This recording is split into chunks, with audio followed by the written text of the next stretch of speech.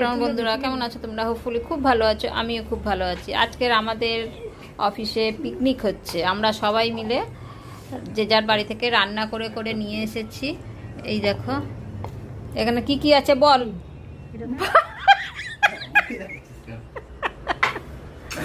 বল বল বল। ভাত, লাউ শাক, এটা হচ্ছে ঝিঙে, এটা হচ্ছে পোস্ত আলু, আর মানে পোস্ত দিয়ে আলু ভাজা, এটা হচ্ছে পেঁয়াজ পোস্ত, কলমি শাক, আর এটা কি চুনো মাছ, আমের চাটনি, দই পোনা, নিচে কি আছে আর হচ্ছে কি আছে, আর পাঁপড়, চাটনি, আর এই যে পাঁপড়। এই দেখো জামাই ষষ্ঠীর খাওয়া হচ্ছে আমাদের।